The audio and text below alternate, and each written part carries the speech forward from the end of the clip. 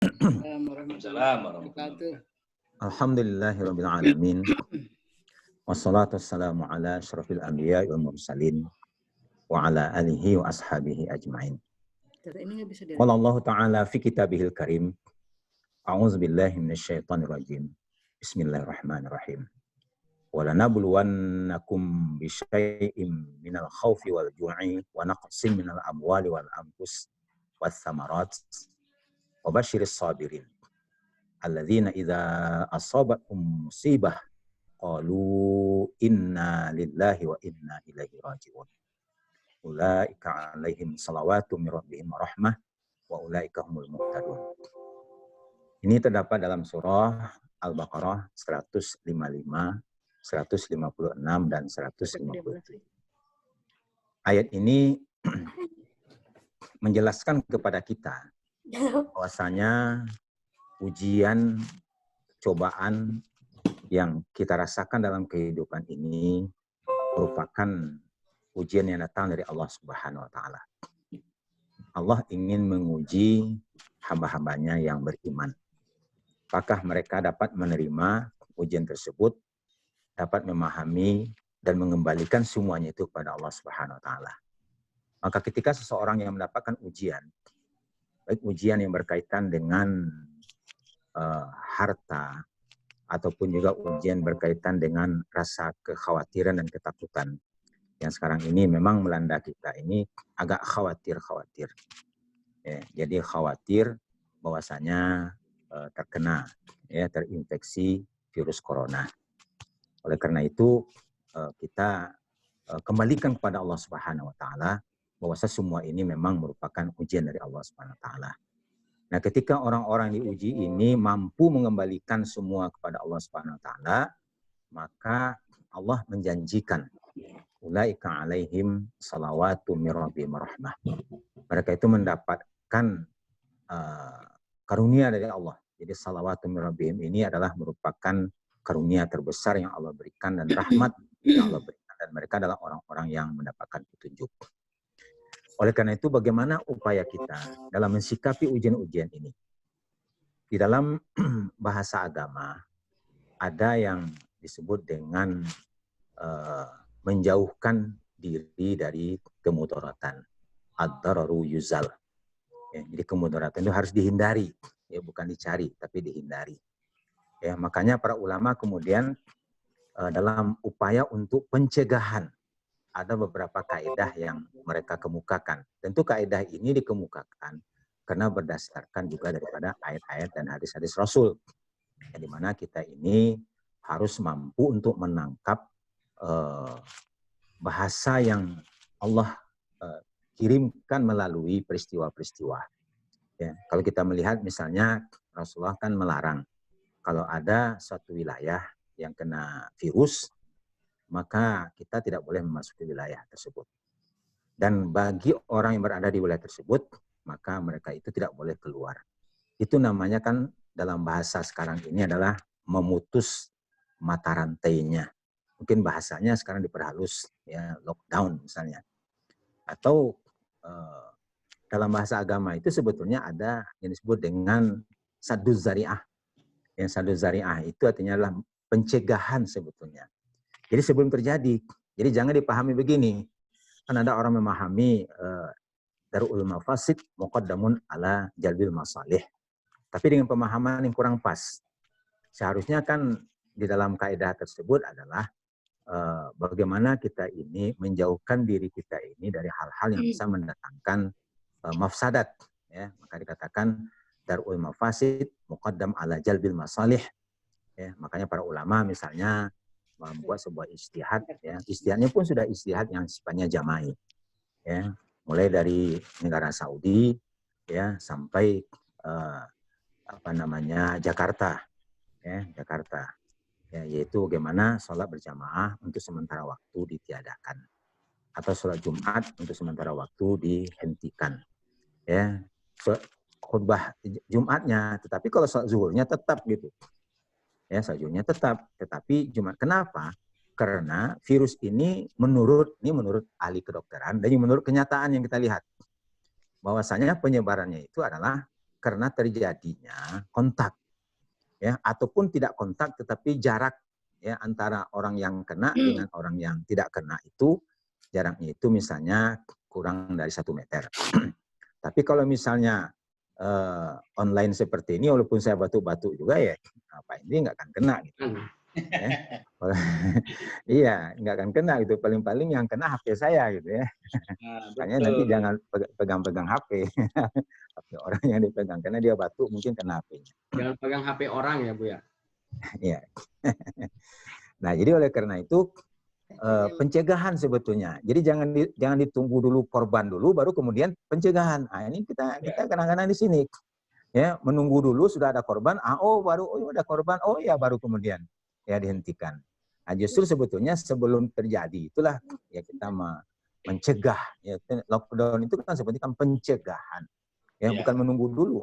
Bahkan coba kita lihat sekarang di Inggris saja, Perdana Menteri Inggris, apa yang tidak ada sama dia? Dokter di sekitar dia, berapapun bayar dokter itu dia bayar.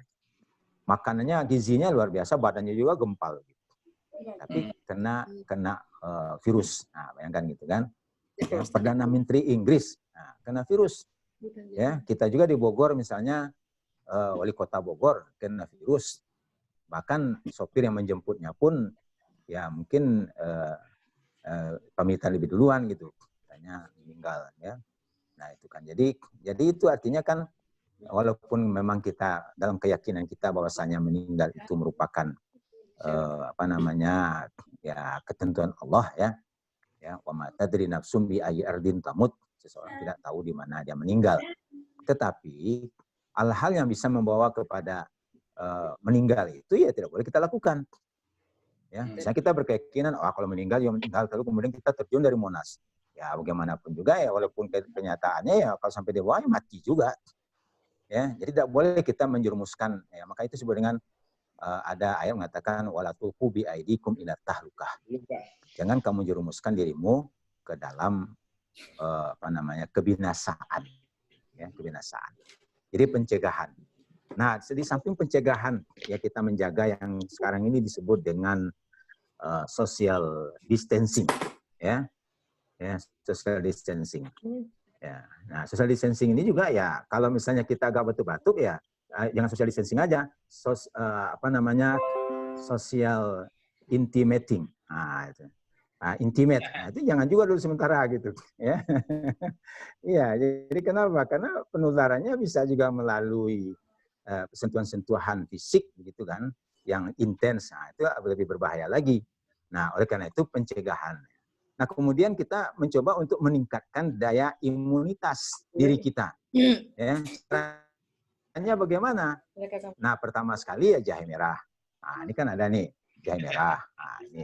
Nah, kemudian ada satu lagi produk dari teman kita, Rajib.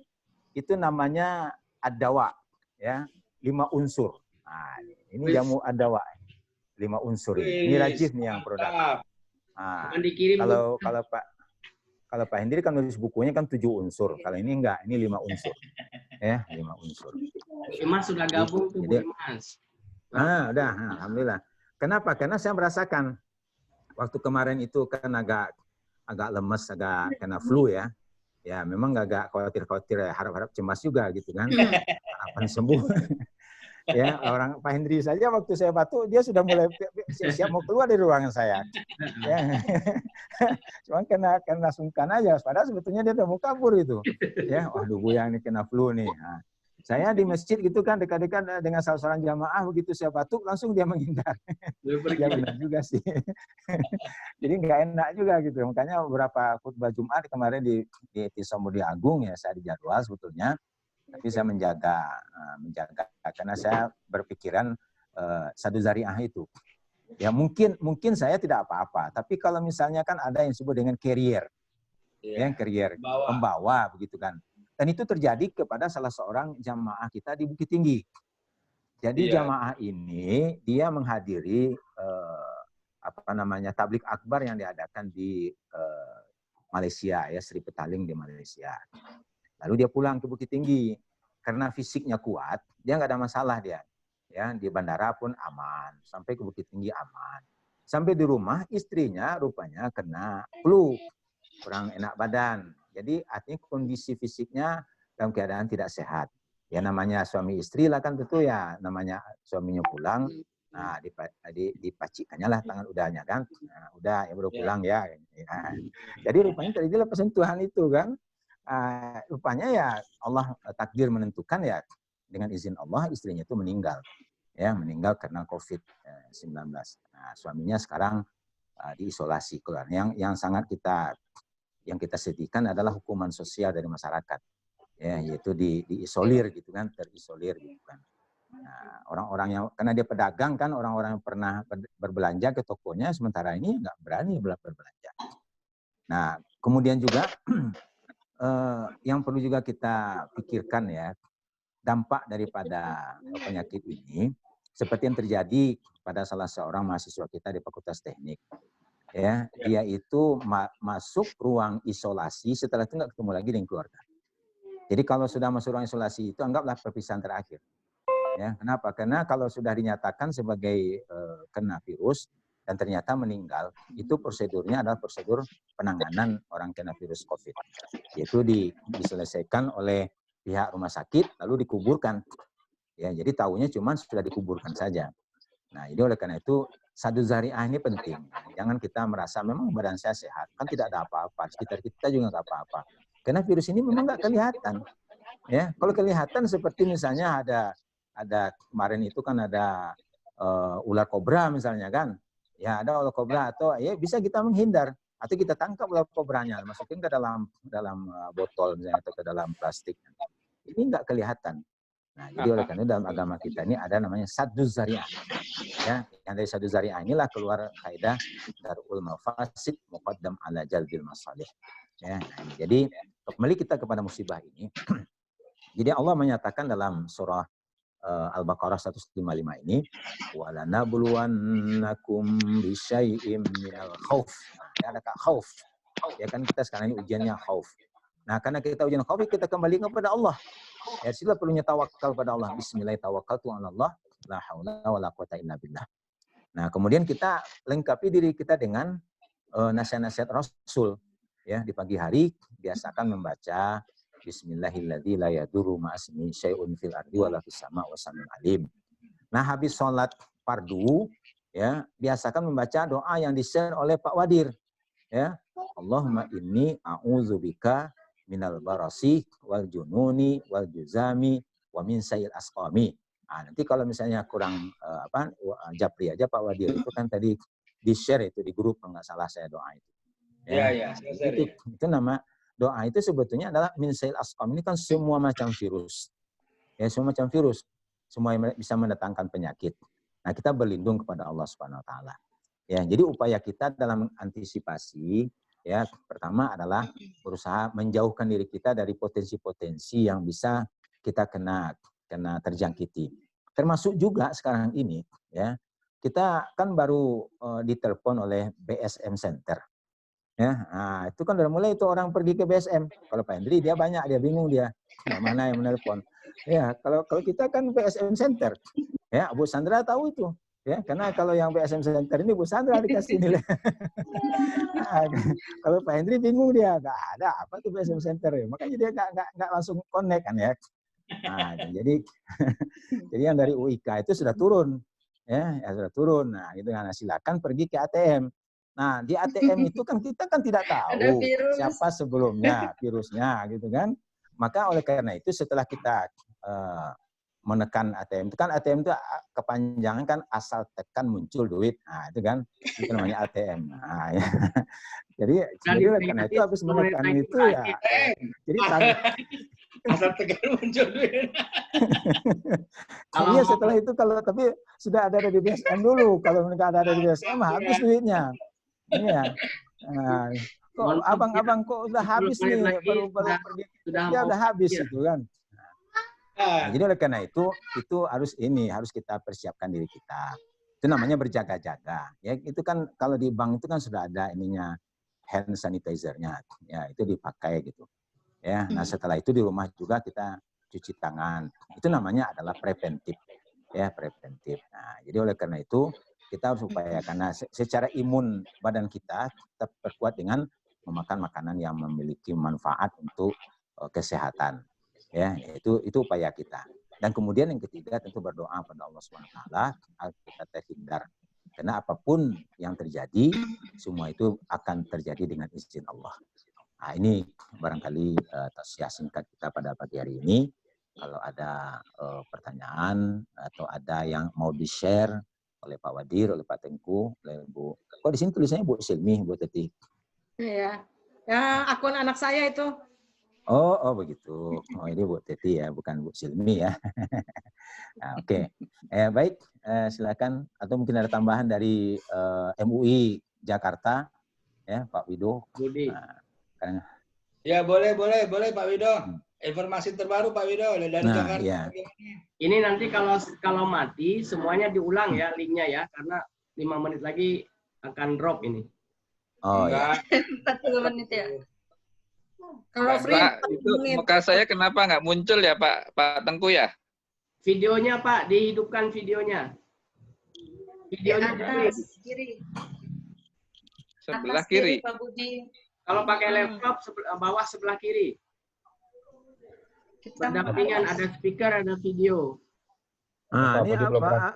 Kelas online nih. Abdul Hayy udah gabung ini. Abdul Hayy sudah Abdul Hayy aktif kelas online beliau. Oh iya sudah. Online. Ya. Hari ini aja ada kelas tasawuf. Ada lagi tuh. Oh, aduh. Oh, Pak Budi di mana ini? Di rumah lah Pak. Oh, di rumah. Di rumah. Siapa? Kayaknya satu ruangan sama Buya. Pak Budi. Buya mau tanya Buya. Ya. Kalau ATM asal tekan muncul uang, kalau nggak muncul uang gimana penyelesaiannya Buya? Nah, itu tanya Pak Wadir itu kalau itu. Mau tanya Pak Wadir. Terus Bukan Pak Walika ya? Pak Wadir itu. Ya, itu Pak Walika boleh lah. Enggak, jadi memang itu masalah ATM ya. Jadi mestinya teman-teman dari mulai kemarin itu sudah pakai phone banking. Jadi kalau phone banking kita nggak perlu ke ATM lagi. Nah, kita Ya, bisa. maksudnya gini Pak Wadir, ada tulisan gitu, saldo Anda tidak mencukupi begitu. Masalah ke ATM-nya ya, saldonya tidak mencukupi. Silakan hubungi Pak Wadir. Silakan hubungi Pak Wadir gitu ya. Aduh. Buya, mau tanya Buya. Iya. Buya tanya, Ya. itu kalau sekarang itu kan ada beberapa teman-teman yang berkeras melaksanakan sholat Jumat. Ya. Sampai mereka bilang apapun risikonya kami tanggung. Nah, Ya. Itu kira-kira gimana menurut Buya itu? Iya, kita kan jangan hanya mementingkan pribadi kita. Memang pribadi kita mungkin secara personal mungkin dia nggak apa-apa dia ya. Ya itu kan urusan pribadi ya. Tetapi jangan sampai kehadiran kita itu memberi kemudaratan kepada orang lain. Artinya kita pembawanya, carrier-nya. Ya, karena kita pergi ke tempat-tempat keramaian, ya, maka di dalam diri kita itu ada virusnya. Ya seperti yang tadi saya cerita lah, yang jamaah yang ikut tabligh itu. Dia nggak apa-apa dia. Kenapa? Karena memang fisiknya kuat gitu kan ya. Tapi istrinya, nah istrinya itulah yang kena begitu. Nah, jadi jangan sampai kita berpikir jatuh diri kita sendiri. Yang mati juga saya nggak siap nggak apa-apa. Yang mati nggak apa-apa. Tapi anak istri gimana? Ya, jadi harus kita berpikirnya jangan. Makanya di situ kan ada kalimatnya itu kalau kaidahnya itu la dororo wala diroro. Nah, ya, tidak boleh kita memberikan kemudaratan atau mendatangkan kemudaratan kepada orang lain. Jadi berpikirnya itu berpikir sosial gitu. Jadi bukan berpikir individual. Ya, itu aja sih sebetulnya. Apalagi sekarang ini kan apakah bisa kita katakan teman-teman yang memaksakan sholat Jumat itu egois? Bisa nggak itu? Oh iya, egois untuk diri sendiri. Karena dia ingin menyempurnakan amaliyahnya. Nah, ya artinya kan tidak didukung oleh pemahaman. Makanya di situ perlunya kita bertanya kepada ulama. Ya, kepada ulama. Fas'alu ahla dzikri in kuntum la ta'lamun. Nah, sekarang ulama itu kan dalam dia itu memutuskan perkara, bertanya juga kepada yang ahli. Ya, yang ahli tentang kesehatan misalnya. Jadi ulama saja kalau nggak mengerti, misalnya ada kiai di kampung misalnya, di kampungnya nggak ada apa-apa, aman-aman aja.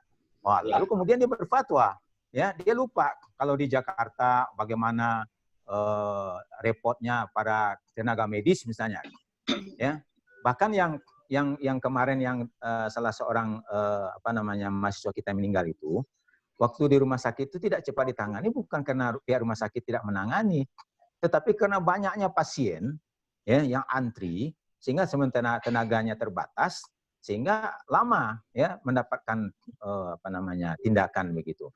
Nah, setelah dapat tindakan itu fisiknya sudah lemah, masuk ke ruang isolasi. Nah, itulah terakhir ya nggak ketemu lagi, lost kontak dengan keluarganya. Ya, bahkan anaknya lahir pun dia nggak sempat mengetahuinya. Ya, jadi inilah yang itu harus kita pikirkan. Ya, jangan hanya kita berpikir untuk diri kita sendiri. Oh, di dekat kita nggak ada virus itu, karena memang nggak kelihatan. Ya, nggak kelihatan. Perdana Menteri Inggris kena, bayangkan begitu. Istri dari di Kanada itu, ya itu istrinya kan ada kena. Padahal itu orang-orang yang Pangeran Charles, apa kurangnya? Ya, gizi apa yang nggak ada sama dia? Dokter mana yang nggak mau mengobati dia? Nah, jadi ya mungkin karena akses dengan orang lain ya seperti yang terjadi juga di kita kan, wali kota kan dia mungkin menghadiri satu pertemuan yang di situ ada orang yang terinfeksi. Ya, kita kena begitu. Nah, jadi jangan sampai begini. Setelah kena baru kaidahnya dipakai. Nah, itu yang kita ini kan gitu kan. Jadi kan dia menggunakan istilah darul mafasid muqaddam ala jalbil masalih. Ya, jadi mencegah kerusakan itu lebih diutamakan. Tapi karena kerusakan kan belum katanya. Nah, dalil yang sama juga digunakan. Ya, belum melihat kerusakannya, makanya dia tetap melaksanakan itu karena belum ada jamaahnya yang kena. Tapi cobalah nanti kalau sudah ada jamaah yang kena, saya nggak yakin di masjid itu akan diadakan lagi Jumatan. Ya, nah itu. Jadi oleh karena itu pencegahan itu yang disebut dengan saddu zari'ah. Ya. Itu barangkali yang dipahami. Ya. Terima kasih. Pak Indri ini suaranya nggak kedengaran nih. Hadir di ya. Jadi ini waktu tinggal 1 menit lagi. Ya, 1 menit 20 detik lagi. Jadi kita sudah sampai di sini. Jangan lupa, jangan kemana-mana. Sabtu depan kita ngaji lagi. Insyaallah. Dengan materi Kiai Dr. Wido Supraha. Alhamdulillah, benar-benar. Dari MUI Pusat. Iya, MUI Pusat. Nah, kalau bisa kita mulai jam 7 sudah on time. Jadi sebelum jam 7 sudah di depan laptop gitu, supaya kita sama-sama bisa maksimalkan kita punya waktu. Ya. Demikian ya semuanya ya. Terima kasih sudah bergabung. Mudah-mudahan bermanfaat. Assalamualaikum warahmatullahi wabarakatuh. Waalaikumsalam warahmatullahi wabarakatuh.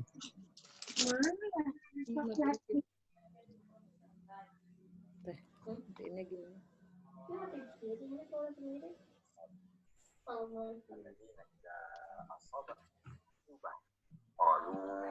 Inna lillahi wa inna ilaihi raji'un.